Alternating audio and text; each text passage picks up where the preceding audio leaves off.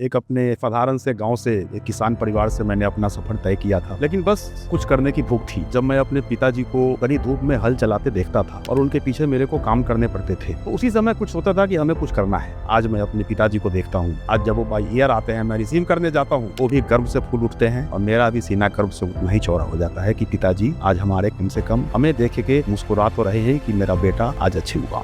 कि जब आपने अपना करियर स्टार्ट किया था बेसिकली, तो आपके पास बेसिकली क्या था? क्या आपके पास डिग्री थी, कॉन्फिडेंस था या भूख थी? ये तीन चीज़ों में से क्या ऐसी चीज़ थी जिसने आपको एक आगे बढ़ने के लिए मजबूर करते चले गए आप? जब कोई भी आदमी कैरियर स्टार्ट करता है तो उसके पास कॉन्फिडेंस नहीं होता, उसके पास केवल कुछ करने की भूख होती। चलिए इसको हम विस्तार से समझते हैं। वो धीरे धीरे जब कुछ ना कुछ मिलने लगता है तो आप कंटिन्यू कुछ अच्छा करने की तरफ प्रेरित होते हैं और तब आपका भाग्य चमकता है। यस। आज की यूथ को ना तो भूख है, ना तो कॉन्फिडेंस है, ना तो डिग्री ले पा रहे हैं प्रॉपर तरीके से, और लेकिन सक्सेस उनको सबसे जल्दी चाहिए। आर्टिफिशियल पौधे का फल या नेचुरल पौधे का फल, दोनों में से किसका फल ज्यादा टेस्टी और मीठा होगा? ऑब्वियसली सर नेचुरल का। क्यों? क्योंकि इसने थपेड़े खाए हैं मार्केट में, उसने अपना समय दिया है। बेसिकली धूप, गर्मी, बरसात जो उसको चाहिए था उसने लिया है। वो इंडियन गारमेंट इंडस्ट्री बेसिकली अपने रियल पोटेंशियल पे काम कर पा रही है। आपने तो कई कंट्रियों में काम किया है, कई कंट्रियों के लोगों को भी आपने देखा है, उनका माइंडसेट देखा, उनकी स्किल्स देखी है। बट बाकी कंट्रियों के कंपेयर में अगर मैं इंडिया की इंडस्ट्री की बात करूं, इंडियन गारमेंट इंडस्ट्री की बात करूं, तो क्या आज इंडियन गारमेंट इंडस्ट्री अपने फुल पोटेंशियल पे काम कर पा रही है? इंडियन गारमेंट इंडस्ट्री में 100% पोटेंशियल है, लेकिन हम 50-60% ही अचीव कर पा रहे हैं। कि जो बेहतर परफॉर्मेंस करेगा, जो बेहतर क्वालिटी बनाएगा, जो बेहतर सीखेगा, वो आगे बढ़ेगा। एक कल्चर हमें लाना पड़ेगा। कहीं ना कहीं अगर वो कोशिश भी करता है तो उसको डरा धमका करके वहीं बैठा दिया जाता है, तो वो अपनी रियल पोटेंशियल को लूज कर देता है। अक्सर प्रॉब्लम होती है मैनेजर का डांट स्पीच। यार वो डांट देगा, यार वो डांट देगा, पर हमारा मैनेजर थे भी कुछ खरूश। 4 लोगों के सामने ज़्यादा डांटते हैं। 4 लोगों के सामने, 10 लोगों के सामने वो खूब डांटते थे। कई बार हमने देखा अच्छे मतलब टैलेंटेड लोग छोड़ जाते हैं कंपनी को। उनको अच्छी कंपनी सैलरी भी दे रही थी, अच्छा डेजिग्नेशन भी दे रखी थी, बट फिर भी ऐसी क्या वजह होती है फिर भी लोग छोड़ जाते हैं? देखिए, इसमें मेन पार्ट होती है मिसअंडरस्टैंडिंग उनके और उनके बॉस के बीच में, दोनों के बीच। अच्छा,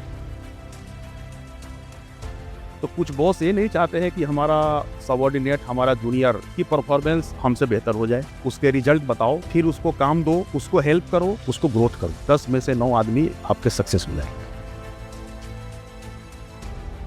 गारमेंट फैक्ट्रीज की बेसिकली सबसे बड़ी ऐसी क्या गलती कर रहे हैं लोग आज की डेट में, जो आज की डेट में इंडियन गारमेंट इंडस्ट्री की ग्रोथ को रोक रही है? लोगों पे फायर फाइटिंग कर, ये ठीक नहीं है, वो ठीक नहीं है, इसको आउट कर दो। यस, तो इससे हमें बचने की जरूरत है। तो सर ये लोगों को आउट करने से क्या सच में गारमेंट इंडस्ट्री की ग्रोथ रोक रही है? क्या सच में गारमेंट इंडस्ट्री की ग्रोथ रोक रही है? सर मैं ये पूछना चाहता हूँ, जैसे कि लोग फैक्ट्रियाँ जो होती है वो मशीन्स पे तो पैसा लगा देती है, मशीन्स खरीद लेती हैं। तो अगर कोई बताता है कि सर इतनी मशीन्स पे खर्चा करेंगे, ये इतना पीस निकालेगी, इतना ROI आएगा, तो ये हम कर लेते हैं। बट कोई लोगों पे पैसा नहीं लगाना चाहता, लोगों को तैयार नहीं करते। क्या रीज़न है सर इसके पीछे? कि जितनी हाई क्वालिटी की मशीनें आएगी, हाई स्पीड की मशीनें आएगी, ऑटोमेशन आएगा, तो हमारी नौकरी चली जाएगी। कल लोग हमें पूछेंगे नहीं, कल लोग हमें पूछेंगे नहीं। क्या ऐसा डिफरेंस है जो टॉप 1% फैक्ट्रीज में नज़र आता है? या फिर अगर आप कहें तो मैं ऐसी अगर कहीं चीज़ देखूं तो हम देखते बता सकते हैं कि भाई साहब ये फैक्ट्री टॉप 1% में आती होगी। ऐसी क्या चीज़ें हैं जो अदर फैक्ट्रीज में नहीं होती हैं? आज भी जब हम देखते हैं किसी फैक्ट्री में से प्रोडक्टिविटी कम है, एफिशिएंसी नहीं आ रही, आउटपुट नहीं आता है, तो इसका मेन प्रॉब्लम कौन होता है? बेसिकली वर्कर या फिर मैनेजमेंट? देखिए, सीधा सीधा बोलूं, बिना 1 सेकेंड गवाए मैं बोलूंगा। अच्छा, कैसे? हालांकि मैं का आदमी हूँ। एक स्टाइल मेरे को मिला तकरीबन 15 साल पहले की बात है, और सारे ऑपरेटर बिल्कुल नए थे और स्टाइल मेरे को उस पर डालनी थी और चैलेंजिंग भी। तो मैंने सारे ऑपरेटर को बुलाया, छोटा सा एक बच्चों का टॉप था, मैंने उसको दिखाया, बोला ये स्टाइल है और हमें बनाना है और हमारे लिए चैलेंज है, क्योंकि हमें कई लोगों ने बोला है कि आप ये लोग काम नहीं कर सकते। उसके अंदर से भूख जगी कि सर किसने बोल दिया हम नहीं कर सकते, हम करेंगे। तो मैं बोला आप करोगे लेकिन शिपमेंट खुल जाएगी। बोला सर एक टाका हम आगे नहीं जाने देंगे, आप बताओ क्या करना है। जानना चाहूँगा कि वीपी ऑपरेशन बनने के बाद और वीपी ऑपरेशन से पहले का आपका माइंडसेट क्या था? अपने आगे वाले का काम सीखना चाहिए। अब कोई ऐसे सिखाएगा तो नहीं। करेक्ट, उनका काम लेना स्टार्ट करो, तो आप उनकी लाइफ आसान कर दो। अपने बॉस का काम सारा करते रहो, वो बॉस के काम सीख जाओगे और बॉस के गुण तुम्हारे अंदर आ जाएगा। अच्छा सर, ग्रेट मैनेजर और ग्रेट लीडर में क्या डिफरेंस होता है? अच्छा सर, ग्रेट मैनेजर और ग्रेट लीडर में क्या डिफरेंस होता है?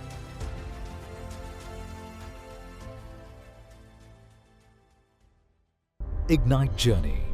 From failure to success, every journey inspires. Hosted by Rohit Biduri.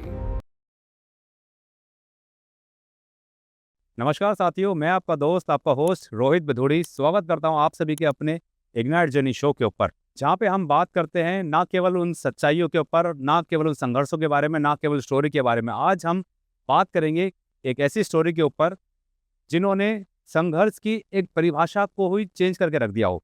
आज हम बात करेंगे एक ऐसी पर्सनैलिटी के साथ, हमारे जो बेसिकली इस पॉडकास्ट का जो आज हिस्सा बने हैं, वो बनेगी एक ऐसी पर्सनैलिटी जिसके बारे में आगे हम रिवील करेंगे कौन है वो, कैसे उन्होंने अपनी लाइफ के डायरेक्शन को चेंज किया है, एक छोटे से गांव के रहने वाले, और कैसे आज उन्होंने सफलता के शिखर तक उन्होंने अपना रास्ता तय किया है। उनका जो हमारे गेस्ट का जो हमारे बेसिकली जो हमारे गेस्ट हैं, उनका नाम है mister Subodh Kumar Singh, and he is the basically group vice president of garment industry, जहाँ पे वो बहुत अच्छे तरीके से काम कर पा रहे हैं, और उन्होंने फैक्ट्री से अपना सफ़र तय करके आज मैनेजमेंट यानी कि बोर्ड रूम तक का अपना सफ़र तय किया है। तो सबसे पहले मैं मुलाकात करना चाहूँगा और बुलाना चाहूँगा अपने गेस्ट को आप सभी के बीच में। सबसे पहले Subodh Kumar sir, thank you so much for coming on our show. Sir, before we start, मैं चाहता हूँ एक बार थोड़ा सा आप अपने बारे में थोड़ा ज़रूर बताइए हमारे गेस्ट को। कौन है सुबोध कुमार सिंह, कैसे आपकी जर्नी स्टार्ट हुई, कहाँ से आप आए, और आज के डेट में आप क्या मतलब कौन सा रोल आप प्ले कर रहे हैं आप, please. Thank you Rohit ji, thank you so much sir. Really I am highly excited. मैंने कई आपके यूट्यूब चैनल पे हमने कई आपके मोटिवेशनल वीडियो देखे, कई पॉडकास्ट देखे, और आई थिंक वो अपॉर्चुनिटी जो मैं चाह रहा था आपने हमें दे दी। Thank you sir. So much, thank you so much. जी सर। रोहित जी, जस्ट अभी आपने बताया एक अपने साधारण से गांव से, एक किसान परिवार से मैंने अपना सफ़र तय किया था, लेकिन बस कुछ करने की भूख थी। जी। जब मैं अपने पिताजी को कड़ी धूप में हल चलाते देखता था और उनके पीछे मेरे को काम करने पड़ते थे, तो उसी समय कुछ होता था कि हमें कुछ करना है, हमें कुछ करना। और समय के साथ मैंने ग्रेजुएशन किया, दिल्ली की ओर मूव करी, गारमेंट इंडस्ट्री मेरा प्रथम सहारा बना। ओके। उसके बाद आज मैं एक तक हूँ। बस एक जो पिताजी को काम करते हुए देखना, और उस समय की जो कुछ करने की चाहत भूख थी, उस समय ही मैं सोच रहा था कि हमें कुछ अलग करना है, हमें कुछ अलग करना है कि मैं इनको खुशियाँ दे सकूँ, मैं इनको खुशियाँ दे सकूँ। आज मैं अपने पिताजी को देखता हूँ, आज जब वो बाई एयर आते हैं, मैं रिसीव करने जाता हूँ, वो भी गर्व से फूल उठते हैं, और मेरा भी सीना गर्व से उतना ही चौड़ा हो जाता है कि पिताजी आज हमारे कम से कम हमें देख के मुस्कुरा तो रहे हैं कि मेरा बेटा आज अच्छे मुकाम पे है। क्या बात है, बहुत ही खूबसूरत सर। मतलब सर, आपकी स्टोरी को जानने के बाद मैं एक ज़रा कुछ पंक्तियाँ कहना चाहूँगा बेसिकली, अगर आप मुझे अलाउ करें प्लीज़। तो बेसिकली सर के लिए बस मैं यही कहना चाहूँगा कि सर के लिए एक परिभाषा बिल्कुल सूट करती है। वो ये बात है कि हर सफल आदमी के जीवन में एक कहानी होती है, हर सफल आदमी के जीवन में एक कहानी होती है जो किसी ने ना सुनी है, कैसी ज़ुबानी होती है। कामयाब तो हर कोई बनना चाहता है, कामयाब तो हर कोई बनना चाहता है, जो जो सपनों में देखा गया सब मुकाम पाना चाहता है, बट असल कामयाबी का मतलब हर कोई समझ नहीं पाता है।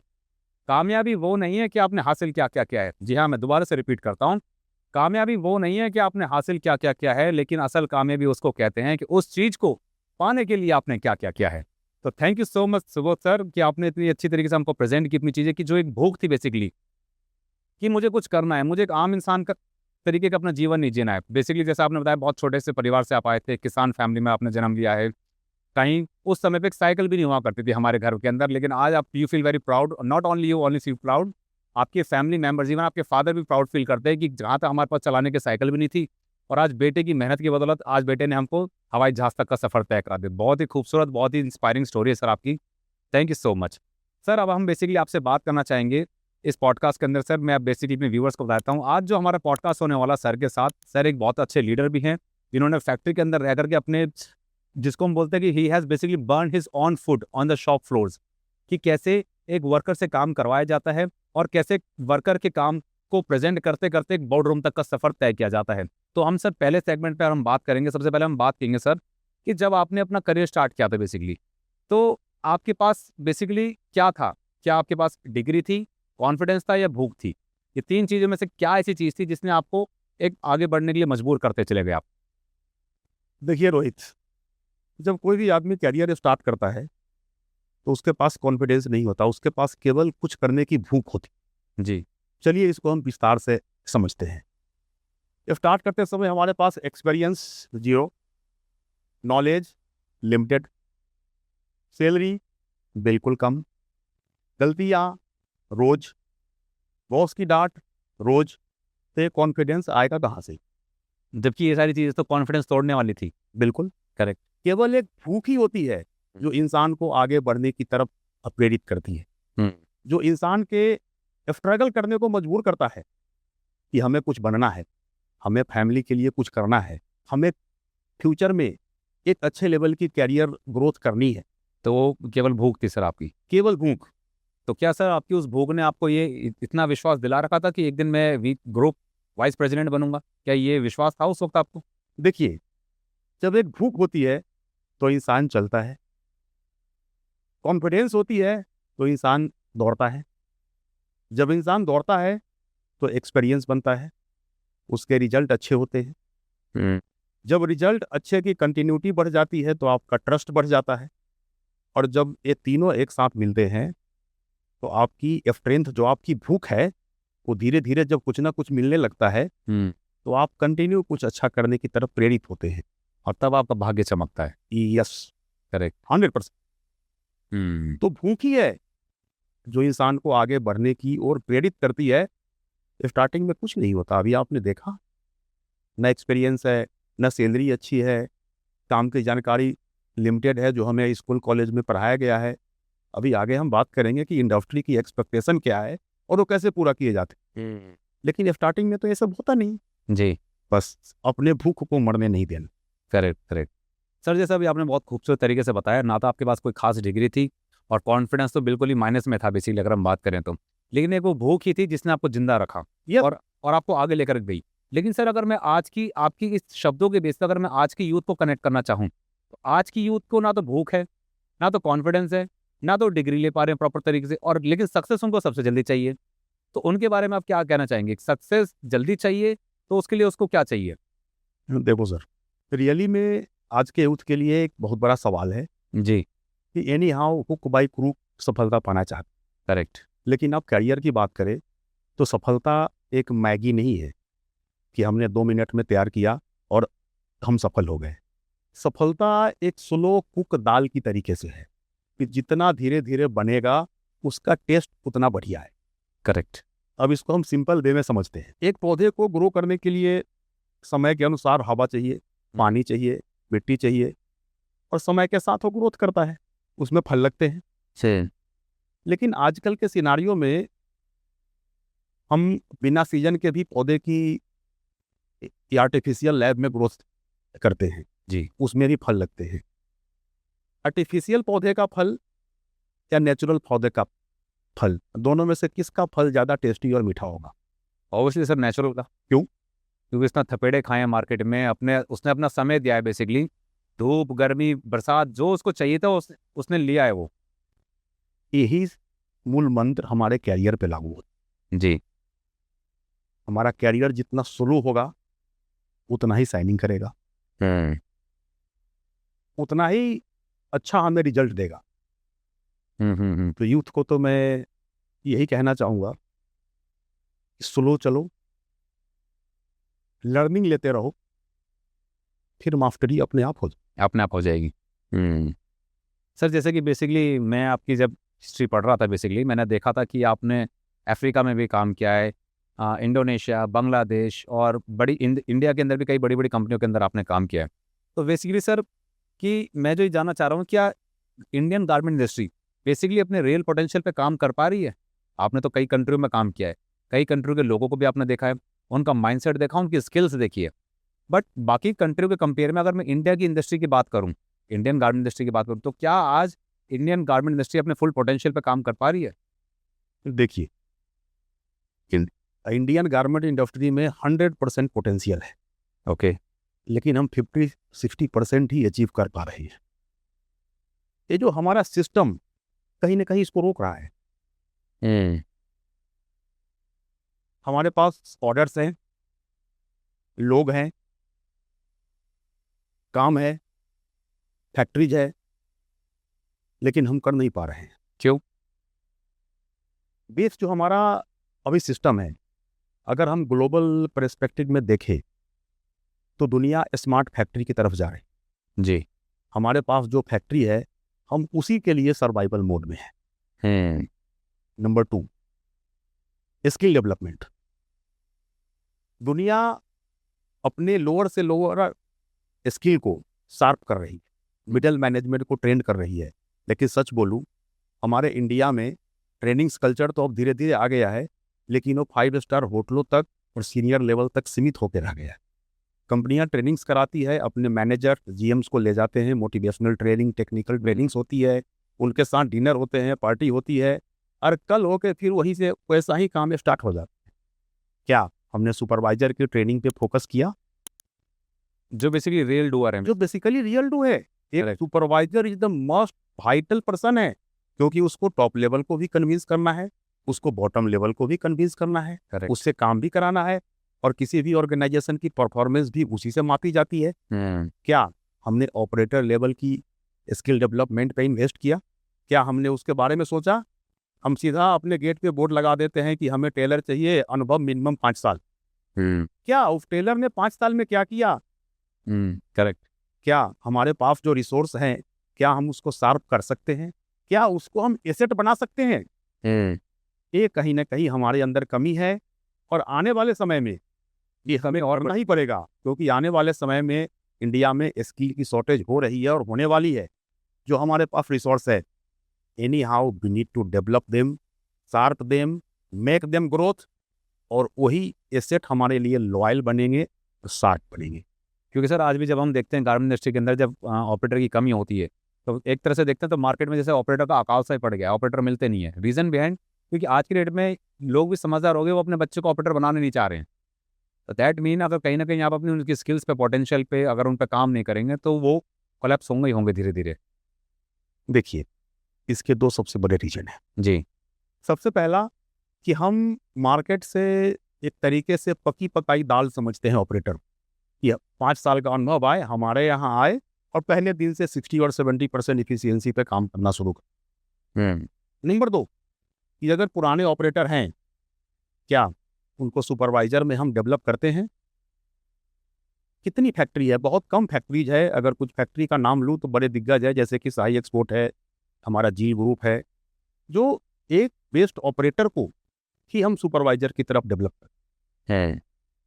तो उससे पूरे ऑपरेटर में मैसेज जा रहा है कि जो बेहतर परफॉर्मेंस करेगा, जो बेहतर क्वालिटी बनाएगा, जो बेहतर सीखेगा, वो आगे बढ़ेगा। एक कल्चर हमें लाना पड़ेगा, तभी ऑपरेटर्स का झुकाव हमारी इंडस्ट्री की तरफ होगा। अगर ऑपरेटर्स को हम केवल ऑपरेटर्स और मैन पावर मानते रहेंगे, so it is difficult to survive. और इसमें काफ़ी कंपनियां कर भी रही है। जो करेगी वो ग्रो करेगी, जो नहीं करेगी वो बाहर हो। करेक्ट। सर जैसा भी आपने बताया कि ऑपरेटर को भी कहीं ना कहीं भूख तो होती है कि यार उसको भी आगे बढ़ना है, बट उनकी तरफ कोई देख नहीं पा रहा है। यस। और कहीं ना कहीं अगर वो कोशिश भी करता है तो उसको डरा धमका करके वहीं बैठा दिया जाता है, तो वो अपनी रियल पोटेंशियल को लूज़ कर देता है। तो सर मैं ये जानना चाहूँगा कि जब आपने अपने करियर की स्टार्ट की थी और आज आप वीपी ऑपरेशन एज अ काम कर रहे हैं, तो इस दौरान, इस बीच की साइकिल में कोई ना कोई तो ऐसा मोमेंट आया होगा आपकी लाइफ में कि सर जब लोगों ने आपको रोकने की कोशिश करी होगी, डराया धमकाया होगा, आपको लगा होगा यार अब तो ये पोटेंशियल मेरा लूज़ हो रहा है और ये प्रॉब्लम बढ़ती जा रही है, अब छोड़ देता हूँ यार, अपने बैक टू बेसिक्स पे आ जाते हैं। तो ऐसा कोई मोमेंट शेयर करना चाहेंगे आप? ये बड़ा हार्ट टचिंग सवाल है जी। ये, बिल्कुल दिल पे लगा आपका। अच्छा। और जिसकी कैरियर जितनी लंबी होती है, जी, उतने थपेड़े ज़्यादा पड़ते हैं। उतने ही थपेरे ज़्यादा पड़ते हैं, जी। और ऐसे सिचुएशन उतनी ही ज़्यादा बार उसकी लाइफ में आती। ओके। मेरे साथ भी आया था। जी। एक दिन शाम को 6 बजे ऑफिस से निकला, सोचा अब बस, अब बहुत हो गया, अब बिल्कुल टॉयलेट नहीं। अब मैं घर पे गया, मैं अपने दोस्त को बताया कि अब बस, आज के बाद मेरे से बात मत करना इस इंडस्ट्री के बारे में। हाँ। ओके। दोस्त ने बोला ठीक है मैं आप। मैंने उस समय गुस्से में खाना वगैरह भी नहीं खाया। दोस्त 9 बजे रात को मेरे पास आया, हालांकि उस समय मैं बिल्कुल अनमैरिड बैचलर था।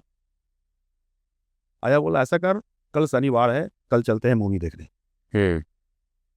मैं बोला यार तेरे को मैं इस काम से मूवी देखने के लिए थोड़े बुलाया। बोला चुप, इसकी बात हम करेंगे कल या परसों, आज मूवी देखेंगे? आज कल मूवी देखेंगे। अच्छा। फ्राइडे का दिन था, बोले शनिवार की छुट्टी मार दे। सैटरडे को हम दोनों मूवी देखने गए, शाम को पार्टी करी और बोला मैं कल आऊँगा, कल वही बिरयानी बनाएंगे, खाएंगे, फिर तेरे साथ बात करें। कल होके आया, हम दोनों ने बिरयानी बनाई, खुद हम दोनों ने खाना खाया। फिर उन्होंने मेरे को बोला भाई तुम्हारे फैमिली की क्या क्या रिस्पॉन्सिबिलिटी है, अच्छा, उन्होंने आपसे पूछा? मेरे से पूछा। ओके। तो मैंने बोला मेरी बहन की शादी करनी है 2 साल में, she is the now in graduations. बोला हाँ। तो माँ पापा की क्या रिस्पॉन्सिबिलिटी है? मैं बोला अब वो लोग दोनों रिटायर हैं, फार्मर है, जब तक जिंदगी है चला रहे हैं। तो तूने क्या सोच के एक कैरियर ज्वाइन किया?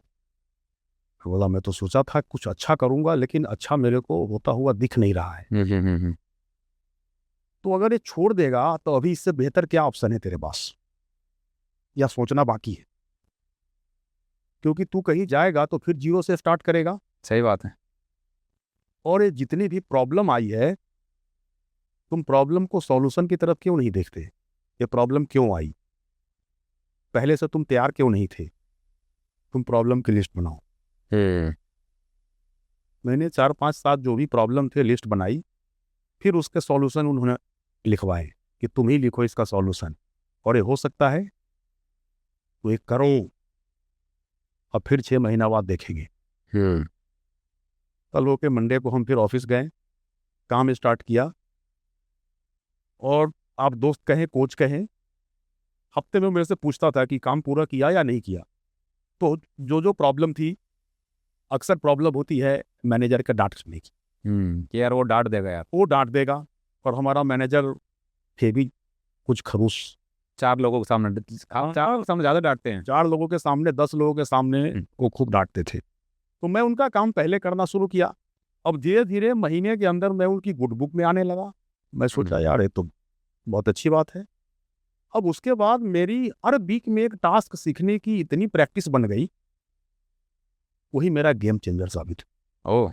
आज मैं पीछे मुड़ के देखता हूँ तो हमें लगता है कि वो दोस्त बहुत होशियार था, और हमें पॉफ टेक्निक से हमें वहीं पे पॉज कर दिया और फिर स्टार्ट किया। तो सर आज वो दोस्त आपके साथ है? हाँ बिल्कुल है। अच्छा, तो उन दोस्त के लिए कुछ कहना चाहेंगे आज? अगर वो ना होते तो आज आप सुबोध सर कहाँ होते आज? हाँ, अभी वो नैरोबी में ग्लोबल अपैरल में प्लांट हेड है। ओके।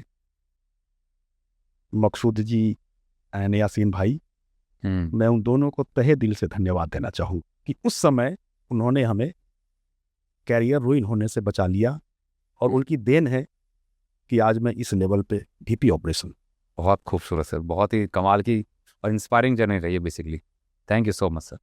अच्छा सर, आज भी मैं कई बार देखते हैं, हम कई लोग कहते हैं कि यार ये कंपनी ना लॉयल नहीं है, अक्सर हम सुनते हैं। तो क्या ये एक मिथ है या फिर कोई एक मिसअंडरस्टूड कंसेप्ट है बेसिकली? क्यों आज की डेट में लोग ऐसा बोलते हैं, और वो कौन लोग होते हैं जो कंपनी के बारे में ऐसा ऐसा कहते हैं कि कंपनी लॉयल नहीं है भाई? देखिए, अगर सच बोले रोहित जी तो ये मिथ नहीं, ये मिसअंडरस्टूड है। ओके। हम लॉयल्टी के बारे में समझते हैं। अब आज के डेट में एक हो गई है ओल्ड लॉयल्टी, एक हो गई है मॉडर्न लॉयल्टी। तो पहले ओल्ड लॉयल्टी के बारे में डिस्कस। जी।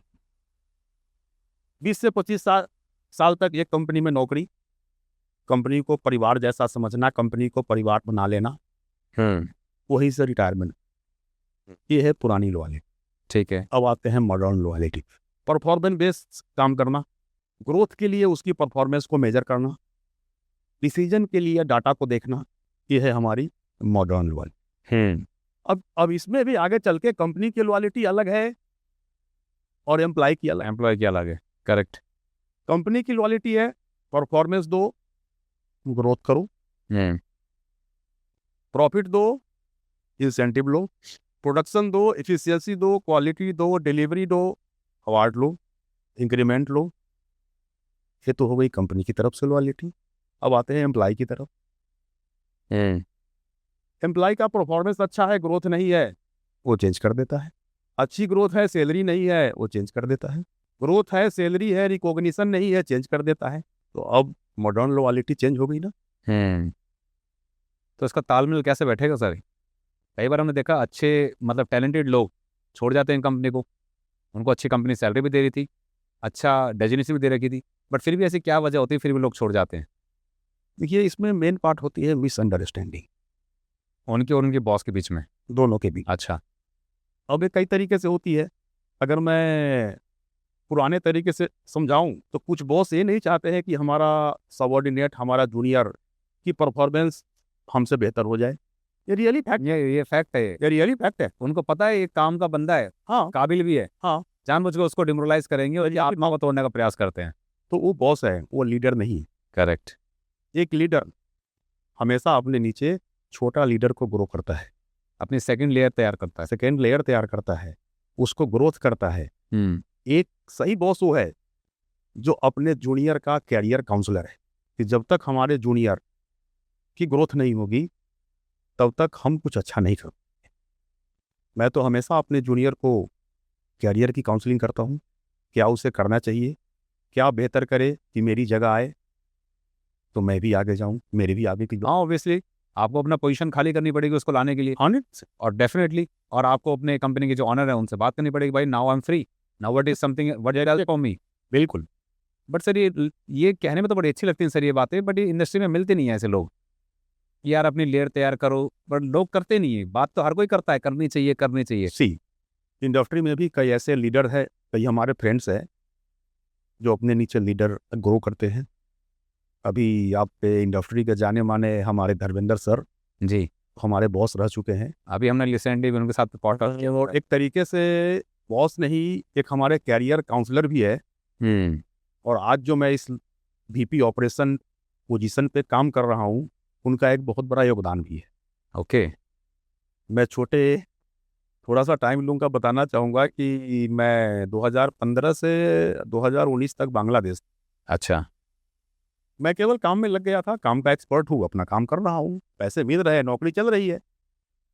लेकिन 2022 में ऐसे ही 2019 में मैं उनसे जुड़ा फिर पैरामाउंट में, तो उन्होंने हमें बताया कि आप और आगे स्किल के लिए क्या कर रहे हो। मैं बोला नौकरी चल रही है और अपनी स्किल्स बढ़ाने के लिए। अपनी स्किल बढ़ाने के लिए। अच्छा। उन्होंने हमें गाइडेंस किया, एक तरीके से हमें कोच किया। तो हमने दोबारा एक बार उठ के IIM से ऑपरेशन मैनेजमेंट में एग्जीक्यूटिव एमबी। अच्छा, वेरी गुड। बस वही से जो हमारी उन्होंने एक तरीके से अपने आप में स्किल डेवलपमेंट की दोबारा भूख जगा दी जो मर चुकी थी। उसके बाद हमने सिक्स सिग्मा ब्लैक बेल्ट किया। उसके बाद धीरे मैं कुछ ना कुछ करता रहता हूँ, करते रहे फिर। हाँ। आज मेरे पास वो भूख जगी है कि मैंने शुरू से स्किल डेवलपमेंट में अच्छा काम, बहुत अच्छा एक्सपोजर है। और मैं हमेशा बिलीव करता हूँ कि किसी भी इंसान को काम करवाने के लिए पहले उसको स्किल सिखाओ, उसके रिजल्ट बताओ, फिर उसको काम दो, उसको हेल्प करो, उसको ग्रोथ करो। 10 में से 9 आदमी आपके सक्सेस हो जाएंगे। So really he inspire me, thanks a lot to him also. Thank you so much सबूत सर कि आपने इतना कुछ बताया हमको, ऐसे आपने इनसाइट्स शेयर करी।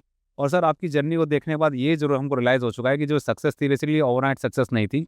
इस ओवरनाइट सक्सेस तक के पहुंचने के लिए जितने थपेड़े आपने खाए थे, जितने संघर्ष आपने करे हैं, जितने उतार चढ़ाव, जितने बैक बाइटिंग आपने लोगों को सुनी है, वो अक्सर कोई देखता नहीं है।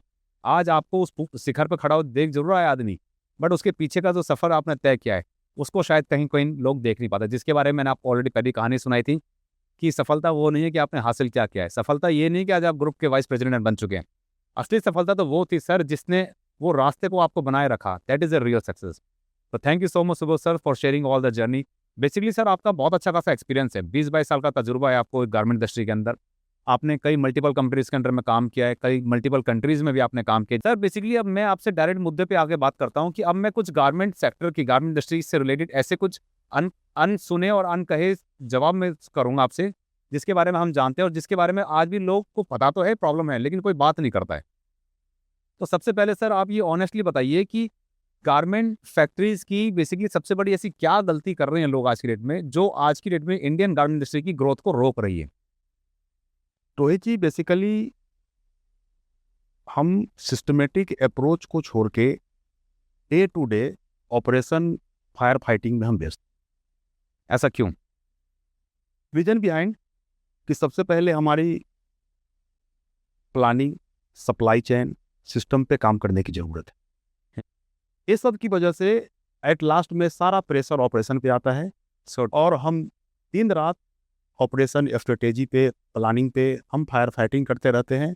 रिजल्ट हमारी low efficiency, low morale down, attritions, quality problems, shipments की प्रॉब्लम्स, कि डे टू डे हम चैलेंज में लगे रहते। और ये चैलेंज आया क्यों? जी, उस सिस्टम पे काम करने की बजाय हम लोगों पे फायर फाइट कर दो, लोगों पे फायर फाइटिंग करते। ये ठीक नहीं है, वो ठीक नहीं है, इसको आउट कर दो। यस, तो इससे हमें बचने की जरूरत है। तो सर, ये लोगों को आउट करने से क्या सच में गारमेंट इंडस्ट्री की ग्रोथ रुक रही है? देखिए, बिल्कुल जी, लोगों को आउट करना सॉल्यूशन नहीं है। इसके लिए फायर फाइटिंग कल्चर को रोकने के लिए आपको प्लानिंग करनी पड़ेगी। प्लानिंग में क्या है? आज अभी आप देखेंगे कि एक लाइन सुपरवाइजर को, एक इंचार्ज को 4 दिन पहले एक फाइल सैंपल मिलता है कि इसको लाइन में डाल के प्रोडक्शन करना है। अगर वो सुपरवाइजर सैंपल में कोई चेंजिंग की, कोई ऑपरेशन ईज आउट की बात करता है, तो मर्चेंडाइजिंग से मैसेज आता है कि बायर अप्रूवल कर चुका है, अब कुछ नहीं हो सकता, ऐसे ही बनाना है। और लास्ट तक वो शिपमेंट वैसे ही बनती है। वो दायरे खाते खाते शिपमेंट बनती है। हाँ, फायर फाइटिंग होती रहती है, क्वालिटी रिव्यू होता रहता है, और लास्ट में जो फैक्ट्री हेड है, शिपमेंट भेजने के बाद ऑनर के पास जाते हैं, एफटाइल लॉस में चली गई, और सुन के चले आते हैं। दूसरा, R&D और आई टीम का अलग अलग डायरेक्शन। ओके, ये बहुत बड़ा मेजर पॉइंट है कि हमारी कुछ कंपनियां तो स्टार्ट की है, लेकिन अक्सर देखा जाता है कि हमारा R&D एग्जीक्यूटिव सैम्पलिंग बनाने में व्यस्त है, सैम्पलिंग कंस्ट्रक्शन चेंज करने में व्यस्त है, और हमारी आई टीम फ्लोर की एफिशिएंसी बढ़ाने में व्यस्त है। जबकि सैम्पलिंग स्टेज से ही दोनों का कोलैबोरेशन होना चाहिए कि सैंपल बने तो कैसे बने, किस मेथड से बने, और ऑप्टिमम इफिशियंसी किस मेथड से आएगी, और वहीं पे जो हमारी आई टीम है उसके मेथड, उसके प्रोसेस और क्वालिटी फिक्स कर दे। मतलब जहाँ से प्रोडक्ट जन्म ले रहा है वहाँ पे फोकस ना करके, अब उसने तो रूप ले लिया, अब फ्लोर पे हम काम कर रहे हैं कि इसकी एफिशिएंसी कैसे बढ़ाई जाए, जिसमें आप कोई कंस्ट्रक्शन चेंज भी नहीं कर पाते उस वक्त। हम नहीं कर पाते, हम फायर फाइटिंग करते हैं, फिर बाद में हमारा ब्लेम गेम स्टार्ट होता है कि हमारी फ्लोर की एफिशिएंसी कम है। एक ऑपरेटर मॉर्निंग में आता है, काम स्टार्ट करता है, सेम ऑपरेशन रिपीट करता है, शाम को पंच करता है, चला जाता है। क्या कभी ये देखने की कोशिश की कि कटिंग नहीं है, मशीन खराब है, लाइन बैलेंसिंग सही नहीं है? ये अभी तक कोई नहीं देखता। क्यों? इसके पीछे का कारण क्या है? फिर मैं उसी बात पे आऊंगा, training and training, skill development. क्या हमारे पास जो सुपरवाइजर 5 साल से काम कर रहे हैं, हमने उसके स्किल बढ़ाने के लिए क्या किया? ठीक बात है, बहुत बड़ा क्वेश्चन है सर ये। हम चाइना घूम के चले आते हैं, हम यूके घूम के चले आते हैं, और हम अपने फ्लोर पे जाके लेक्चर देते हैं कि चाइना में 90% इफिशियंसी थी।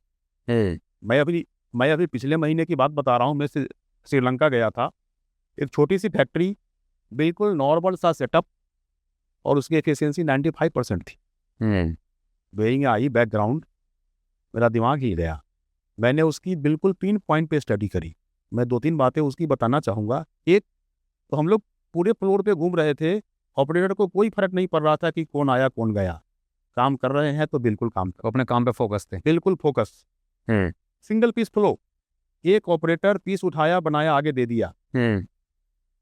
मल्टी मशीन ऑपरेटर, अक्सर हम यहाँ पे ओवरलॉक करते हैं, बाद में टॉप सिलाई लगाते हैं, तो हम 2 मशीन लगा देते हैं, 2 ऑपरेटर बैठा देते हैं। वहाँ पे मैंने देखा कि एक मशीन बगल में लगी हुई है, ओवरलॉक किया, पलट के टॉप स्टिच लगाया, आगे बढ़ा दिया। और यहाँ का कारीगर कहता है मैं 2 काम थोड़ी करूँ। सबसे बड़ी बात कि हमने एक पॉकेट के ऑपरेशन देखे, बगल में एक टेबल लगी हुई है, एक वहाँ पे पेंसिल बिल्कुल इलास्टिक से हैंग किया हुआ है, ऑपरेटर ने लिया, बिछाया, पॉकेट की मार्किंग करी, पॉकेट लगा के आगे बढ़ा दिया।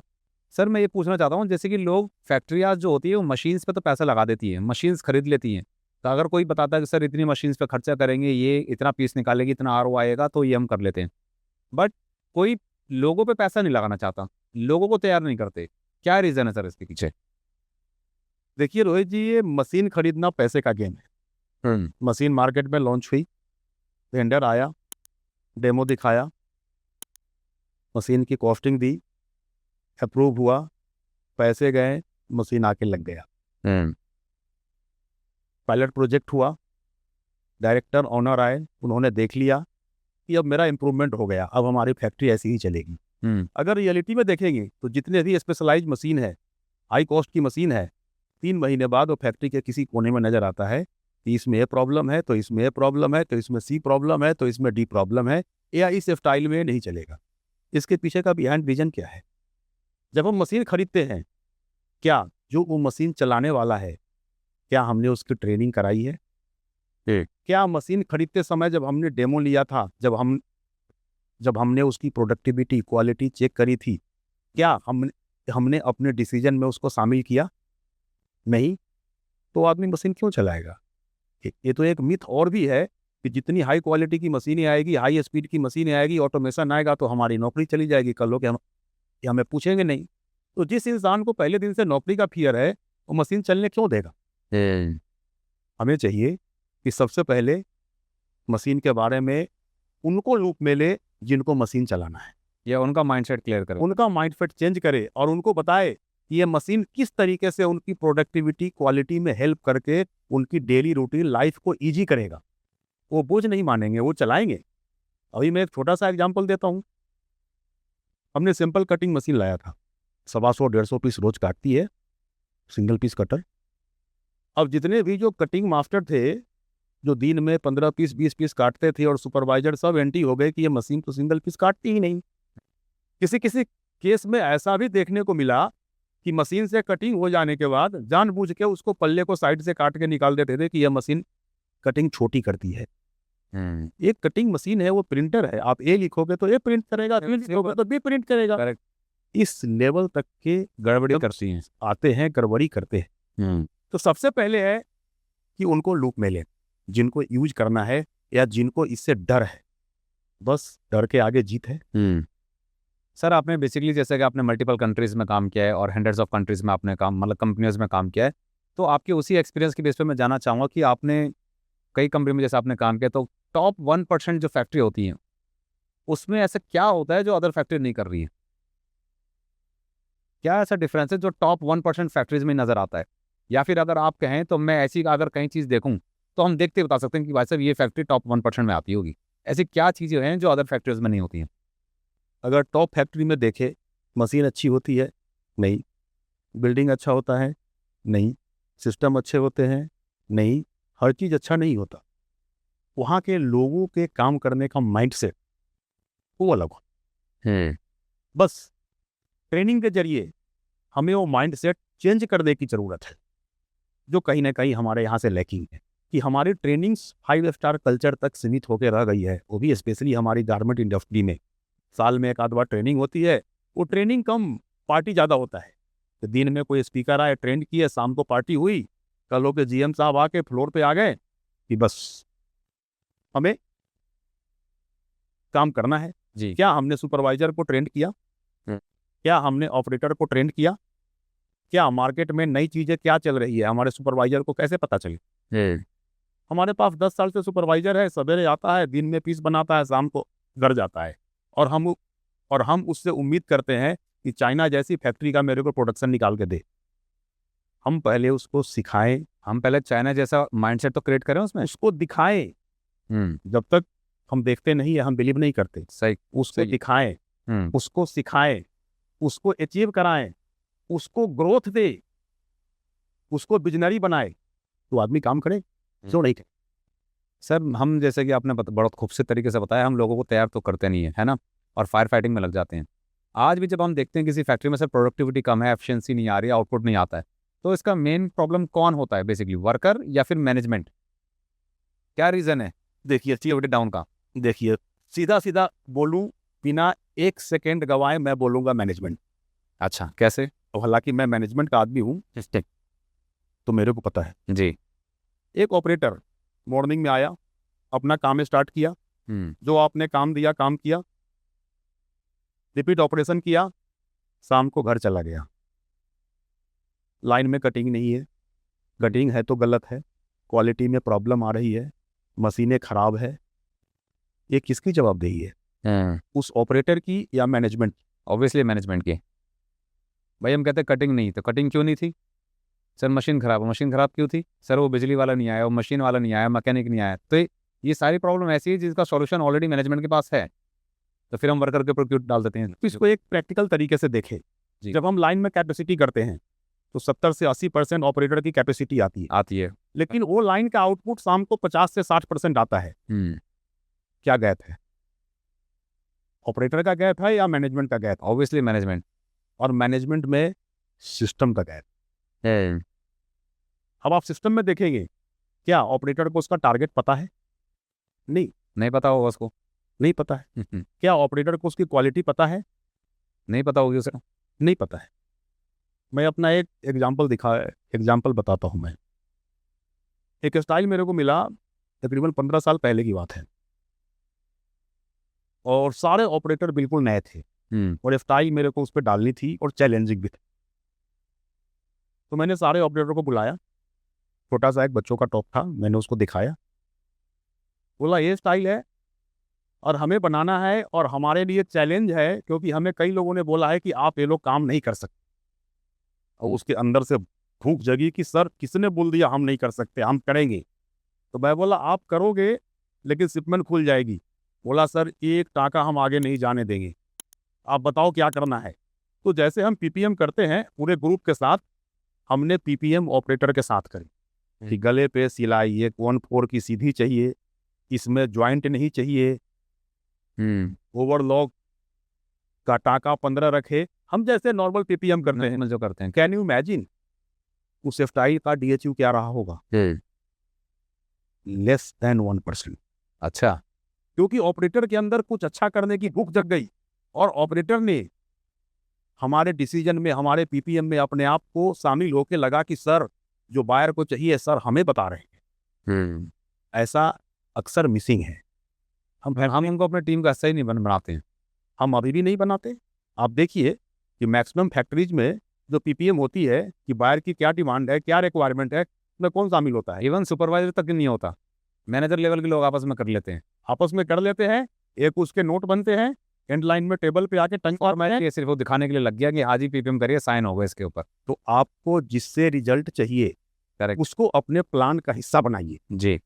आपके रिजल्ट ड्रास्टिकली इंप्रूव हो जाएंगे। आप उसको गाइड कीजिए, उसको ग्रोथ कीजिए, उसको विजन दीजिए, पीपल आपके दीवाने हो जाएंगे आपके काम के और आपके साथ। बहुत खूबसूरत, बहुत बढ़िया बात कही है आपने, और ये कहीं ना कहीं मिसिंग है। और हम चाहते हैं जो भी हमारे व्यूवर्स हमारे पॉडकास्ट को देख रहे हैं कि वो अपनी लाइफ में इसको इम्प्लीमेंट करेंगे, तो बहुत ड्रास्टिकल चेंजेस और ड्रास्टिकल इम्पैक्ट उनकी लाइफ में नज़र ज़रूर आएगा। अच्छा सर, मैं एक चीज़ और पूछना चाहूँगा कि बीइंग एन मतलब इंडस्ट्री लीडर, अगर आज मैं आपको एक ऐसा क्वेश्चन दूँ, बेसिकली अगर आज आपको गारमेंट इंडस्ट्री से रिलेटेड कुछ एक ऐसी चीज़ डिलीट करनी हो गारमेंट इंडस्ट्री से, तो ऐसी कौन सी चीज़ होगी जिसको आप डिलीट करना चाहेंगे? देखिए हमारे इंडस्ट्री में जो डेली फायर फाइटिंग का कल्चर है वो मैं डिलीट करना चाहता हूँ। वो कैसे कर पाएंगे आप? इसके पीछे का रीजन क्या है? हमारा शिपमेंट डेट फिक्स है, हमारी प्लानिंग एंड मोमेंट पे होती है, हमारा सप्लाई चेन पुअर है, हमारी पीसीडी मीट नहीं होती, और एंड मोमेंट में सारा प्रेशर ऑपरेशन के ऊपर आता है, और यही से हमारी फायर फाइटिंग स्टार्ट होती है। वहीं से फिर क्वालिटी खराब भी बनेगी, ओटी भी लगेगा, एक्स्ट्रा कॉस्ट जाएगी, फिर हम बात करते हुए स्टाइल लॉस में बन गया। इसके लिए हमने एक प्रैक्टिस स्टार्ट करी थी जी, कि सुपरवाइजर को जो स्टाइल लाइन में डलने वाले हैं उसकी पीसीडी के साथ 1 महीने पहले हम उसको फाइल और सैंपल देते थे कि आपको जो करना है इसमें आप करो, इफिशियंसी पहले दिन से ही 30% चाहिए। जी। सुपरवाइजर ने कई बार ऐसे सजेशन देते हैं, क्योंकि वो तो डायरेक्ट फ्लोर पे काम करते हैं, डायरेक्ट सारे प्रॉब्लम से रूबरू होते हैं जी। लेकिन हम उनकी नहीं सुनते। यही सबसे बड़ी हमारी प्रॉब्लम है। कई बार ऐसे उन्होंने सजेशन दिए, रिमार्केबल, 2-2 मिनट उन्होंने सैम कम किया, क्वालिटी इंप्रूव करी, और वो लाइन की इफिशियंसी हमेशा कंसिस्टेंट आई, उसमें नुकसान नहीं हुआ। तो जरूरत है जिससे काम कराना है, मैं बार बार वही कहता हूँ, उसको अपना पार्टनर बनाइए, उनको दिखाइए और सिखाइए, आप रिजल्ट देखिए। सबसे पहले सर मैं जानना चाहूँगा कि वीपी ऑपरेशन बनने के बाद और वीपी ऑपरेशन से पहले का आपका माइंडसेट क्या था? बहुत अच्छा सवाल है रोहित जी। एक्चुअली जो हमारी थॉट्स है थोड़ी सी अलग। जब हम वीपी ऑपरेशन नहीं थे हमारे बॉस वीपी थे, तो हम कोशिश करते थे मैक्सिमम हम उनका काम करें, क्योंकि हमारी थॉट्स है कि आपको आगे बढ़ने के लिए अपने आगे वाले का काम सीखना चाहिए। अब कोई ऐसे सिखाएगा तो नहीं, करेक्ट, उनका काम लेना स्टार्ट करो। तो आप उनकी लाइफ आसान कर दो। उनकी लाइफ आसान कैसे करोगे? उनका काम कर दो, उनका टाइम बच जाएगा, फिर धीरे धीरे आपको वो अपना काम देना शुरू करेंगे, और यही से आपकी नेक्स्ट लेवल की कैरियर डेवलपमेंट स्टार्ट होती। आपको पता है, जी, जब मैं बहुत लोअर लेवल पे था, उसी समय एक हमारे काफ़ी नज़दीकी फ्रेंड है, अब तो रिटायरमेंट हो चुके, बहुत बड़े लेवल पे पैटर्न मास्टर थे। हम लोग उसको प्यार से प्रमोद भाई बोलते थे, प्रमोद सिंह है एक। तो बोलते थे, सुबोध तुम कुछ मत करो, अपने बॉस का काम सारा करते रहो, वो बॉस के काम सीख जाओगे और बॉस के गुण तुम्हारे अंदर आ जाएगा। बिल्कुल खूबसूरत बात कही सर। यही जर्नी हमें हमेशा आगे बढ़ने को प्रेरित भी करती रही, और समय समय पे हमें आगे बढ़ाया भी। देसी कहावत है, बॉस का काम करो, बॉस आपको पसंद करेगा। तो जब बॉस पसंद करेगा तो आपको सिखाएगा भी, आपको आगे बढ़ने के रास्ते भी हो। जी, और नहीं भी बता रहा है तो आप उसका काम तो सीख ही रहे हो। ठीक बात है। तो सर ये माइंडसेट तो आपका बॉस बनने से मतलब वीपी बनने से पहले का था। आज आप वीपी बन चुके हैं, आपने जिस रास्ते पे अब चले वो रास्ता आपको अपनी मंजिल तक ले आया है। आज आपका माइंडसेट क्या कहता है? रोहित जी, आगे मंजिलें तो बहुत कुछ है, जी, ये आखिरी मंजिल तो है नहीं, अभी तो हमें बहुत कुछ करना है। देखिए, आज मैं वीपी हूँ, अच्छे लेवल पे हूँ, लेकिन मेरा माइंडसेट हाँ थोड़ा बदला ज़रूर है, क्योंकि इस लेवल पे बिजनेस की बहुत सारी रिस्पॉन्सिबिलिटीज़ होती है। जी, ट्रांजैक्शंस की रिस्पॉन्सिबिलिटीज़ होती है, प्रॉफिट्स एंड लॉस की रिस्पॉन्सिबिलिटी होती है। बट अभी भी जो हमारे नीचे के लेवल के लोग हैं, मैं उनका कैरियर काउंसलर हूँ, मैं उनमें लीडरशिप डेवलप कर रहा हूँ, मैं मैनेजर डेवलप नहीं करता। ओके। एक मैनेजर होता है जो आपको टास्क देता है, आपसे काम लेता है, आपकी हाजिरी लगाता है, गलत काम होने पे आपको डांटता है। मैं लीडर डेवलप कर रहा हूँ, मैं उनको काम को दिखाता हूँ, सिखाता हूँ, उनको ग्रोथ के तरीके बताता हूँ, और वो जब लीडर धीरे धीरे डेवलप होने लगते हैं तो मैं अपना छोटा छोटा काम उनको सौंपता हूँ। इससे हमें भी इज मिलती है, उनकी भी ग्रोथ मिलती है, और हम आगे के लिए तैयार होते रहते। अच्छा सर, ग्रेट मैनेजर और ग्रेट लीडर में क्या डिफरेंस होता है? क्योंकि आपने एज ए मैनेजर लेवल का भी काम करा है, आपकी जो पोजीशन रही है मैनेजर से स्टार्ट होकर के आज आप एक लीडर, एक बोर्ड रूम तक का आपने सफर तय किया है। तो मैं इसलिए ये सवाल आपसे पूछ रहा हूँ क्योंकि अब आप लीडर की श्रेणी में आ चुके हैं, क्योंकि आपके नीचे पूरी फैक्ट्री है, पूरी ऑर्गेनाइजेशन आपके नीचे है अब। बट किसी समय में आप एक डिपार्टमेंट को लीड करते थे, आपसे ऊपर कई सारे लोग थे। जी, तो आपने दोनों जर्नी पे काम किया आपने, तो वो जर्नी जानना चाहता हूँ कि सर मैनेजर और लीडर में क्या डिफरेंस होता है? देखिए, सबसे पहले तो हम मैनेजर की बात करते हैं। अगर सीधी सी सरल भाषा में बोलूँ तो मैनेजर एक ट्रैफिक पुलिस है, और लीडर एक ड्राइविंग कोच है। अच्छा। एक मैनेजर आपको टास्क देता है, आपसे रिपोर्ट पूछता है, आपसे काम मांगता है, आपकी अटेंडेंस लेता है। एक लीडर आप में पोटेंशियल देखता है, पोटेंशियल के अनुसार सबसे पहले आपको ट्रेंड करता है, फिर आपसे काम करवाता है, फिर धीरे धीरे उससे बड़े टास्क आपको डेलीगेट करता है, और एक छोटे लीडर के रूप में आपको स्थापित कर। This is the difference manager and leader. Sir अगर मैं बात करूँ, कोई सपोज आपके आज हमारे इस पॉडकास्ट को देखने के बाद, आपकी जर्नी और आपकी एपिसोड देखने के बाद शायद किसी के सीने में आज आग लग जाए कि यार सर जैसा मुझे बनना है, तो आप क्या एक मैसेज देना चाहोगे हमारे उस यूथ को जो आज कॉलेज से निकल के, चाहे वो किसी भी फैशन इंस्टीट्यूट से काम सीख करके आज आ रहा है, तो शुरुआत के 5 से 6 साल के अंदर उसको किस टाइप का आदमी बन जाना चाहिए? मैं फिर से रिपीट करता हूँ सर, किस लेवल का आदमी उसको बन जाना चाहिए 5 सालों के अंदर? क्योंकि हर आदमी 5 साल का टारगेट लेके चलता है। आज वो बिल्कुल फ्रेशर है, आज फर्स्ट दिन वो कदम रख रहा है, आज से 5 साल बाद वो किस लेवल का आदमी हो जाना चाहिए उसको? देखिए रोहित जी, अगर जो आदमी आज स्टार्ट कर रहा है उसका एक्सपीरियंस जीरो, जी, नॉलेज लिमिटेड, सैलरी कम, डांट रोज, काम ज़्यादा, ओवर टाइम में रुकना, सब चलता रहेगा। उनको ज़रूरत है कि ये 5 साल को 2 या 3 पार्ट में डिवाइड करने की। पहला साल केवल लर्निंग पे फोकस करें। लर्निंग पे फोकस करने के लिए हमेशा सॉफ्ट फ्लोर पे ज़्यादा इंटरेस्ट ले, प्रॉब्लम की रिपोर्टिंग ना करे, सॉल्यूशन की रिपोर्टिंग करे। So true. तो जब वो सॉल्यूशन की रिपोर्टिंग करना स्टार्ट करेंगे तो उनमें ऑनरशिप के गुण डेवलप हो जाएंगे। This is the task for the first year. Second and third year में ऑनरशिप के साथ रूट कॉज एनालिसिस में जाए, प्रॉब्लम को फिक्स करना सीखे, प्रिवेंटिव एक्शन लेना सीखे थर्ड ईयर तक। थर्ड ईयर के बाद जो भी अपने नीचे या अपने साथ ही छोटे छोटे लीडर्स हैं उनको ये टास्क सिखाना सीखे, जिनको बताए, नॉलेज शेयर करना सीखे। फिर देखना कि आपकी फ्रेंडशिप, फ्रेंड फॉलोइंग ऑफिस के अंदर धीरे धीरे बनने लगी। अच्छा, और यही से आपके अंदर एक लीडरशिप की भूख जग। तो यानी कि सर आपने इन 5 साल को 3 टुकड़े में बांट दिया। पहला साल होता है आप जहाँ पे आप जिम्मेदारी लीजिए, ऑनरशिप लीजिए कि ये मेरा काम है, चाहे आपको उस काम को करने के लिए 9 से 10 बज जाएं, करूँगा। फिर दूसरे साल और तीसरे साल के अंदर आप अब प्रॉब्लम का एनालिसिस करना स्टार्ट कीजिए, मतलब यस आर जिसको हम बोलते हैं, रिस्क असेसमेंट करना स्टार्ट कीजिए। प्रॉब्लम आई तो ये क्यों आई, उसकी जड़ तक जाना स्टार्ट कीजिए। 2 साल और 3 साल, यानी कि 2 साल आपको उसमें अपने आप को रमाइए, तो दैट मीन 3 साल आप अभी तक दे चुके हो। जी, चौथे और 5वें साल के अंदर जो आपने इन 3 साल में सीखा है, पहले दूसरे तीसरे, वही सब चीज़ें अपने जूनियर्स को सिखाना स्टार्ट करो। जी। तो दैट मीन 5 साल होते होते आप एक कम से कम मैनेजर लेवल की पोजीशन तक आप आ सकते हो। ऐसे कई लोग हमारे साथ है। मैंने आई थिंक 2010 में एक निफ्ट से कुछ टीम आई थी, जिसमें से एक लड़का बहुत कीन था। जब भी मैं केबिन में बैठा होता था तो गेट पे आके खड़ा होता था कि सर मैं आई कम इन। तो मैं हमेशा नए लोगों को बहुत ज़्यादा प्रेफरेंस, बहुत ज़्यादा। अभी भी हमारे पास निफ्ट के एटीडीसी के कैंडिडेट आते हैं तो मैं उनसे मिलता ज़रूर हूँ टाइम निकाल। वो आता था, मेरे से पूछता था, मैं उनको धीरे धीरे प्रोडक्शन की, क्वालिटी की जो भी सवाल लेके आता था, मैं उसको और ज़्यादा इनकरेज करता था कि और ज़्यादा लिख के लाओ। डू यू नो 2015 में हम ढाका गए थे। जी। एक शंकर महादेवन जी का प्रोग्राम था, मैं बच्चों समेत वहाँ पे था। तो जब इंटरवल में हम चाय पीने के लिए निकले तो मेरी बेटी ने कहा कि यहाँ हम जलेबी खाएंगे, इंडियन जलेबी मिल रही है। अच्छा। हम वहाँ पे खाने गए, वो लड़का आया, जस्ट मेरे पाँव टच किए, बोले सर पहचाना? मैं बोला भाई नहीं।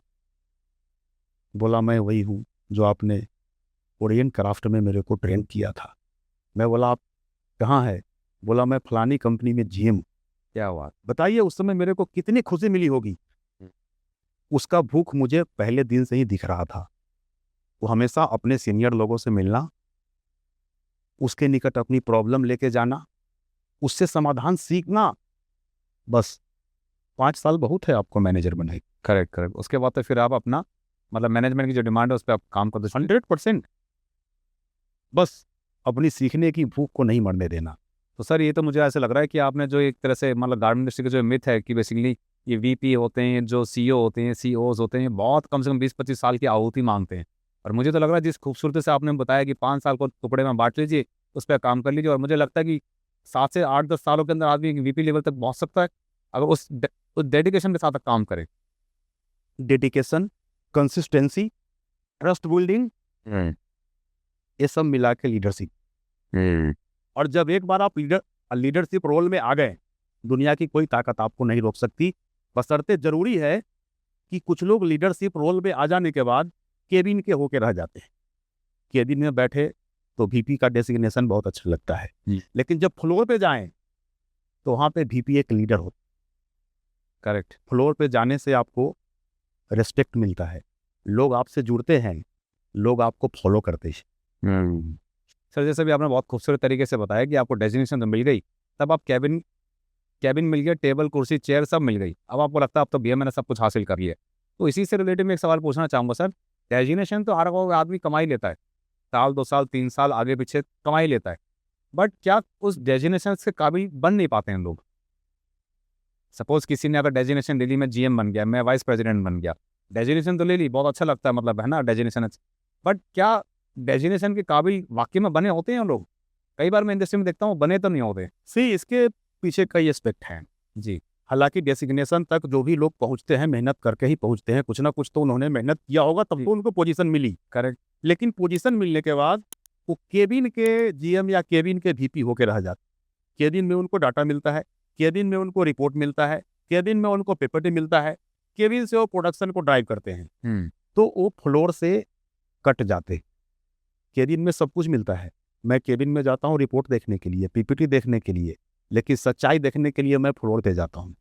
केबिन में हमें 60% इफिशियंसी की रिपोर्ट मिल गई, जब फ्लोर पे गया तो पता चला कि 60% अचीव तो कर गई, लेकिन कटिंग डिले मिला और ट्रिम बाद में मिला, नहीं तो हम 65 अचीव कर जाते। पोटेंशियल 20% तो वैसे ही मर गया।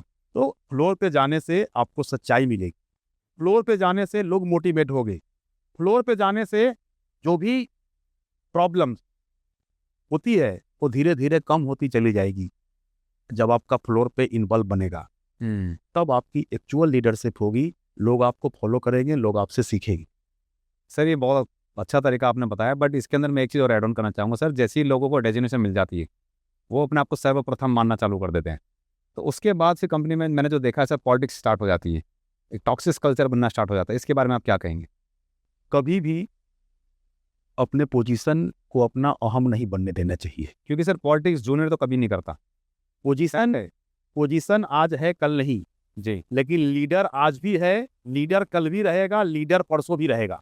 Correct. This is the best difference. भले ही सब लोग इकट्ठा होकर के उसको बाहर कर दें, उसको गलत दोषित कर दें, लेकिन लीडर लीडर ही रहेगा। सो कभी भी पोजीशन को अपना अहम न बनने दे, हमेशा सॉफ्ट फ्लोर से जुड़े रहें, लोगों से जुड़े रहें और लोगों के कैरियर ग्रोथ काउंसलर बने। आपकी लीडरशिप कभी नहीं जाएगी। आप चाहे जिस वजह से पोजीशन ले लिए हो, तो वहाँ पे आप लीडरशिप डेवलप करना स्टार्ट, आपकी पोजीशन भी साइनिंग करेगी और आप भी साइनिंग। सर मैं एक चीज़ और इसमें ऐड ऑन करना चाहूँगा कि बेसिकली मेरा लास्ट क्वेश्चन है इस पॉडकास्ट का। ये बहुत कुछ हो सकता है, कुछ इंडस्ट्री के लीडर्स को हिला सकती है एक सवाल मेरा, कि कई बार हम डेजिग्नेशन तो पा लेते हैं और वो माइंडसेट अंदर आ जाता है, और आपको कहीं ना कहीं आपकी टीम के अंदर कुछ ऐसे कैलिबर लोग नज़र भी आते हैं जो आउट ऑफ द बॉक्स जाकर कुछ करना चाहते हैं। सिंस वो सुबह 9 to 5 की जॉब जरूर कर रहे हैं, आपकी गाइडलाइन के अकॉर्डिंग वो काम करते हैं, जो कंपनी ने उसको सैलरी पे कर रही है उसके हिसाब से वो काम पे कर रहा है, but behind the office work रात में वो कोई अलग से काम करता है, या कुछ नई इनोवेशंस पे काम कर रहा है, अपने आने वाले कल को बेहतर बनाने के लिए कुछ नया काम करता है। लेकिन उसकी ये सब डायरेक्शंस, ये सब जो एक्टिविटीज़ उसकी होती हैं, उसके ऑफिस में पता लग जाती है लोगों को कि यार ये कुछ नया भी काम कर रहा है। तो ऐसे टाइम पे फिर जब लोग उन्हीं के सीनियर्स उनको टॉर्चर करना स्टार्ट करते हैं, डायरेक्टली नहीं बोलते हैं कि तू ये काम क्यों कर रहा है, इनडायरेक्टली वे में टॉर्चर करना स्टार्ट करते हैं उसको, मतलब एक कल्प्रिट के रूप में दिखाते हैं उसको, क्रिटिसिज्म इतना कर देते हैं, बैकबाइटिंग दुनिया भर की होती है, तो कहीं ना कहीं उसका मॉरल डाउन कर देते हैं, क्योंकि वैसे तो वार नहीं कर पा रहे तो मॉरल डाउन करके वार कर देते हैं। तो ऐसे लीडर्स के बारे में आप क्या कहना चाहेंगे, जो उनको तो बड़े जबकि खुश होना चाहिए, तो उनकी टीम के अंदर एक ऐसा मतलब चमकता सितारा भी है कि who is something thinking beyond of the box, जिसका एम्प्लॉय माइंडसेट नहीं है, वो एक विजनरी माइंडसेट है, तो उसको अपना पार्टनर बनाना चाहिए या उसको कंपनी से नमस्ते कर देना चाहिए? ऐसे लोगों के बारे में क्या विचार हैं आपके? बहुत अच्छा सवाल है रोहित। ऐसी बाइटिंग से तो भगवान राम भी नहीं बच पाए थे, जो उन्होंने माता सीता की अग्नि परीक्षा ली। जी, अगर कोई ऐसा कर रहा है कि अपने काम से अलग हटके कुछ नया करने की सोच रहा है और कर रहा है, तो उसे अवश्य करना चाहिए। अगर उसमें फ्यूचर दिखता है, पोटेंशियल दिखता है, ग्रोथ दिखती है, एडिशनली काम ही तो कर रहा है, अवश्य करना चाहिए। आज जो लोग आपको बैड बाइटिंग दे रहे हैं, कल होके वही अप्रिशिएट करेंगे कि ये तो हमारा साथी था, ये तो हमारे साथ इसके साथ तो मैं लंच करता था, इसके साथ तो मैं बाहर चाय पीने जाता था, आपके बारे में बात करेंगे। अगर आपका विजन क्लियर है, आपको अवश्य करना चाहिए। बट सर आपको तोड़ भी तो रहे हैं अंदर ही अंदर, लेकिन आज की डेट में लोगों के पास इतना ब्रेड एंड बटर, मतलब इतना बैकअप नहीं होता है कि चलो नौकरी छोड़ दी कोई बात नहीं देख लेंगे, बट कहीं ना कहीं वो समहाउ मैनेज कर रहे हैं अपना आपको, यार जॉब भी चल रही है और अपना धीरे धीरे अपना बैकअप भी प्लान बना के चल रहे हैं। ऐसी कंडीशन में अगर उनको कोई मतलब हानि पहुंचाता है, उनके ब्रेड एंड बटर पर चोट पहुंचाता है, तो उस कंडीशन में उस आदमी को क्या करना चाहिए? आपके अंदर कैपेसिटी है, कैपेबिलिटी है, तो भगवान एक दरवाजे बंद करता है तो 10 खोलता है। और ऐसे मेरे साथ हो चुका है। मैं कॉलेज से 4 लड़के एक ही जगह पे हम लोगों ने ज्वाइन करी थी, और मेरे जो मैनेजर साहब थे उस समय के हिसाब से कहूँगा तो काफ़ी स्ट्रिक्ट थे, जिसको बोलते हैं रूस देसी भाषा में। तो हमेशा उनको काम 6 बजे याद आता था और हम लोग को काम पे लगा के चले जाते थे कि कल आके पूछूंगा, और हम लोग 9 बजे 10 बजे रात तक काम करते रहते थे। 2 महीने हो गए तो हमारे साथ के लड़कों ने दूसरी जगह नौकरी भी ढूंढ, और मेरे लिए भी उन्होंने ढूंढ ली कि हम चारों चलते हैं, और मेरे को बोला भी कि हम लोग अब सैलरी लेके हम गायब हो जाएंगे। मैंने घर आके सोचा कि डेली का काम तो हम करते ही हैं, लेकिन ये मैनेजर साहब अलग तरीके का काम देते हैं और हमें सिखाते हैं और कल आके देखते हैं और बताते भी हैं। तो काम तो सिखा रहे हैं, हम अभी नए हैं, हमें ये सीखना चाहिए। हमने उन तीनों को मना कर दिया। तीनों ने बहुत कोशिश करी, बाद में मेरे को बोला तू चमचा है, तू उसका ए है, तू उसका ओ है, तुम्हारी लाइफ में तुम्हारी पर्सनल लाइफ जीरो है, तू 9 बजे रात के सो जाता है, सवेरे उठ के ऑफिस आता है। बहुत सारे बैड बाइट मेरे को भी मिले थे, लेकिन 2 साल हमने उनके साथ काम किया। आज मैं पीछे मुड़ के देखता हूँ तो हमारी लर्निंग, हमारी कैपेसिटी बिल्डिंग, हमारी टेक्निकल एबिलिटी, लोगों से बात करने की कला, रिपोर्ट बनाने की क्षमता, सब हमें वहीं से डेवलप। तो हमेशा सफलता आपसे कुछ मांगती है, आप देने के लिए तैयार रहिए, सफलता मिलेगी मिलेगी और बिल्कुल मिलेगी। इसका सीधा एग्जाम्पल मैं हूँ, आप देखिए। मैं नहीं बताऊंगा कि वो तीनों दोस्त कहाँ है, लेकिन दूर दूर तक मेरे पास तक भी नहीं है। बहुत खूबसूरत सर। सर अगर मैं एक बात और पूछना चाहूँ कि अगर आज आप अपने 22 साल के सुबोध सिंह जी को देख रहे होते, आज आपके सामने एक दूसरे ही सुबोध सिंह जी खड़े हैं 22 साल के, तो आज आप उनको क्या मैसेज देना चाहेंगे? जो गलतियाँ आपने उस वक्त करी और जो लर्निंग आज आपने ली है, आप चाहते हैं कि अपने 22 साल के सुबोध को मैं बताऊं कि आज से वो लर्निंग लेना चालू करते, तो कौन सा एक मैसेज देना चाहेंगे? मैं इनको सिंपल सा मैसेज दूंगा, कंधे पे हाथ रखूंगा, कहूंगा लर्निंग पहले, अर्निंग 5 साल बाद। क्योंकि लर्न के अंदर सर LEARN आता है, कहते हैं first learn then remove L। Yes, आप लर्निंग करेंगे, अर्निंग अपने आप होगी। लर्निंग करने से आपकी कैपेसिटी बनेगी, मिस्टेक करने से आप सीखेंगे, फेलियर आपको ट्रेनिंग देगा, आपकी मास्टरी तो अपने आप हो जाएगी। So true. Without failure there is no mastery. अगर आप डायरेक्ट सक्सेस हो रहे हैं, ओवरनाइट आप सक्सेस हो रहे हैं, तो सक्सेस साइनिंग देगी लेकिन टिकेगी नहीं, क्योंकि फेलियर कैसे होता है आपने तो सीखा ही नहीं। So let the fail. तो थप्पड़े लगने भी जरूरी हैं। जरूरी है। फेलियर ही हमें ट्रेनिंग देती है, फेलियर हमें स्ट्रॉन्ग बनाती है। फेलियर से हम 2 चीज सीखते हैं जी, कि एक काम इस तरीके से नहीं होगा और एक काम उस तरीके से होगा। सक्सेस से तो हम एक ही सीखते हैं, हम सक्सेस पे चले गए। फेलियर हमें लर्निंग देती है। सो आज के अगर 22 साल के सुबोध सिंह मिले, मैं कंधे पे हाथ रखूंगा और यही कहूंगा, लर्निंग करो, कैपेसिटी बनाओ, 100 फ्लोर पे इनवॉल्व रहो, दूसरों को सिखाओ और आगे बढ़ो, दूसरे को मोटिवेट करो, ऑटोमेटिक तुम्हारा कैरियर का ग्राफ ऊपर होता हुआ चला जाए। क्या thank you so much Subodh sir for sharing all the insights. तो बहुत अच्छा लगा आपके साथ मिलकर के सुबोध सर। हम दोबारा अभी इस वक्त की नज़ाकत के कारण हम अपने पॉडकास्ट को यहीं पूर्ण विराम करेंगे। दोबारा ईश्वर ने अगर मौका दिया तो आपके साथ दोबारा कनेक्ट करेंगे, इंडस्ट्री से रिलेटेड और बात करेंगे कि इंडस्ट्री का फ्यूचर आप कैसा देखते हैं। ऑटोमेशन का ज़माना आ चुका है, AI का ज़माना आ चुका है, तो AI और ऑटोमेशन कैसे काम इंडस्ट्री की फ्यूचर की और डायरेक्शन को चेंज कर रहा है। तो दोस्तों ये अब तो था हमारा पूरा का पूरा सारांश, जो कि हमने बात की सुबोध सर की लाइफ से कि कैसे उन्होंने अपने गांव से निकल करके एक साइकिल चलाने वाला आदमी कैसा हवाई जहाज तक का सफर उन्होंने तय किया है और कैसे एक छोटी सी सैलरी से लेकर के एक VP ऑपरेशन हेड वो बने हैं। तो इनकी जर्नी से बहुत कुछ मैंने तो पर्सनली बहुत कुछ सीखा है। आपने सर की जर्नी से क्या सीखा तो हमको कमेंट करके जरूर बताइएगा। और सर के साथ कनेक्ट रहने के लिए हम सर का चैनल को और सर की लिंक्डइन का नाम हम अपने डिस्क्रिप्शन बॉक्स में जरूर ऐड ऑन कर देंगे, आप सर के साथ कनेक्ट हो सकते हैं। और अगर आपको लग रहा है कि कुछ चीज़ें ऐसी रह गई हमारे इस पॉडकास्ट के दौरान जो हमें सर से और पूछनी चाहिए थी बट हम नहीं पूछ पाए, तो आप हमको कमेंट करके जरूर बताइए और सर को हम दोबारा रिक्वेस्ट करेंगे कि सर फिर हमको दोबारा अपना टाइम दीजिए, उनके साथ हम दोबारा कनेक्ट करेंगे। Till the time stay tuned with us. अभी तक आपने हमारे चैनल को सब्सक्राइब नहीं किया तो चैनल को सब्सक्राइब कर लीजिए, क्योंकि ऐसे ही बहुत इंपॉर्टेंट और बहुत ज़बरदस्त तरीके के लीडर्स और पोटेंशियल कैटेगरीज के लोग हम अपने इस पॉडकास्ट पर लाते रहेंगे और आपकी लर्निंग्स को हम बढ़ाते चले जाएंगे, because we are on the mission to make this nation very inspirable.